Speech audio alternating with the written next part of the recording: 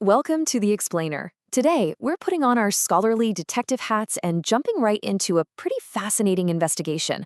We are looking closely at two highly influential, yet, distinctly different versions of the Manusmriti. We've got the 1890 Sagar Press edition on one side and the 1886 Bühler edition on the other. Our goal here isn't to pick a favorite or take sides, but to just objectively compare the textual evidence and figure out exactly how these manuscripts differ. It's a pretty provocative question, isn't it?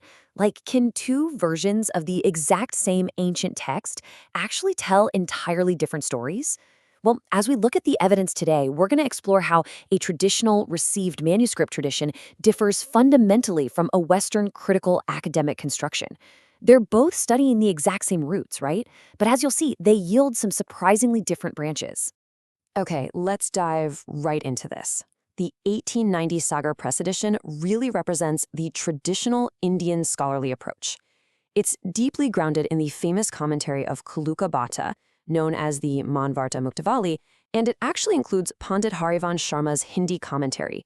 This whole edition is aiming to preserve a standardized orthodox tradition, and that stands in pretty stark contrast to the methodology G. Bühler was using just 4 years earlier in 1886. So here is our forensic path for today. We're going to cover the textual mystery, compare the structure, look at Sanskrit variations and translation choices, conduct an authenticity test, and then wrap it all up with the Vedmata AI report. Let's get to it. Section 1. The Manusmriti Textual Mystery. For this explainer, we're acting as strict textual critics. That means we're evaluating these primary sources purely based on the data. We're not guessing, and we definitely won't be prematurely crowning either edition as the definitive original text. The core conflict we're looking at is between the received tradition, which is this historically standard, lived text favored by Indian textual scholarship, represented by the Sagar Press, and on the flip side, we have the 1886 Bühler edition, representing an academic construction. Bühler relied heavily on Western critical reconstruction techniques, drawing on the Manavadharmashastra to try and piece together what he believed were the earliest layers of the text. Moving on to Section 2, Comparing Structure. Now, what's really interesting about this is when we zoom out and just look at the macro stuff, chapter divisions and verse counts, a divergence pops up almost immediately. Take a look at Chapter 1. The Sagar Press edition concludes the first chapter at exactly 111 verses, but Bühler's edition, it contains 119 verses in that exact same chapter. That is an 8-verse discrepancy right out of the gate. Textual analysis suggests that Bühler's sources included these additional philosophical interpolations that were likely added over time, whereas the Sagar Press gives us a much more concise, redacted version. And hey, we don't just have to take anyone's word for it. We can see the physical proof directly from the source. The index page from the Sagar Press edition absolutely proves that Chapter 1 ends exactly at verse 111. It's a great visual confirmation of just how highly structured and tightly edited this specific traditional manuscript actually is.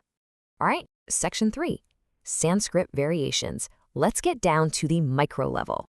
So zooming in, remember, as textual critics, our job isn't to just blindly point and declare a verse incorrect. Our job is to impartially record the variations. Take a look at Chapter 1, verse 10. The Saga Press reads Apo Nara, while Bühler reads Apo Nara. It's just a tiny orthographic change, right? Just a subtle manuscript variant. But as the data shows us, this actually creates a very real semantic shift. To understand why that matters, you really have to look at the etymological root.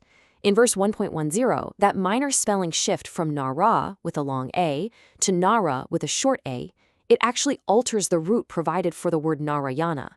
So literally, a single stroke of the pen in these Sanskrit texts fundamentally shifts the profound theological meaning being conveyed to the reader. It's pretty amazing how much weight one letter can hold. Next up, Section 4, Translation Choices. So the crucial point here really lies in a clear bilingual nuance. When translating the core concept of the text, Bühler uses the English term sacred law, which frames it as this strict, legal, administrative document. But the Sagar Press edition, through its Hindi commentary, translates it in the context of Varnashrama Dharma, framing it as a comprehensive system of social and moral duties. This isn't just a Sanskrit variant anymore. We're looking at a massive editorial translation choice. This quote absolutely hits the nail on the head. The Western view sought a legal code. The Indian tradition presented a comprehensive way of life. Bühler's translation approach intentionally narrows down the whole concept of Dharma to fit the mold of a rigid legal document. Conversely, the Sagar Press Manavadharmashastra commentary expands Dharma to encompass the holistic, day-to-day duties of all Varnas. It's just a completely different philosophical lens. Okay, Section 5, the authenticity test. Now it is time to put both of these texts through the ultimate scholarly gauntlet to figure out their true proximity to the ancient manuscript tradition. When testing authenticity, scholars look at a few key parameters, like which manuscript sources were used, is there a critical apparatus recording the variations, what editorial emendations were made, and which commentary tradition is actually being followed. Well, when we apply this test, we find that Bühler approaches the text very scientifically, meticulously accepting and recording variants. The Sagar Press, however, standardizes the text. It actively removes non-essential verses to align strictly with the Kalukabata commentary tradition. And so we arrive at our verdict. And remember, we have to maintain our objective neutrality here. The reality is, neither text can be scientifically crowned as the definitive, untouched original Manusmriti. It's actually a pretty well-known manuscript fallacy to just blindly label one version as the sole original simply based on its publication year or how popular it is. Both of these editions are, in fact, secondary compilations drawn from very rich, pre-existing commentary traditions. Finally, Section 6. The Vedmata AI report. And this brilliantly illustrates the final takeaway. The Vedmata AI finding notes that both texts actually do agree on the 12-chapter structure. However, they serve completely different purposes. The Sagar Press edition is recommended as the superior baseline if you're looking for traditional, ritualistic study and understanding orthodox interpretations. But if you're looking to do scientific textual reconstruction or critical academic study, the Bühler edition is absolutely essential. Though, of course, you always have to remain highly aware of the limitations of his translation, specifically how he reduces Dharma to merely sacred law.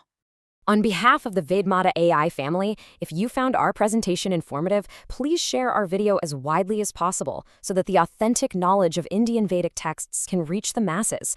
Come, let us all participate in this sacrifice of knowledge. Har Har Mahadev.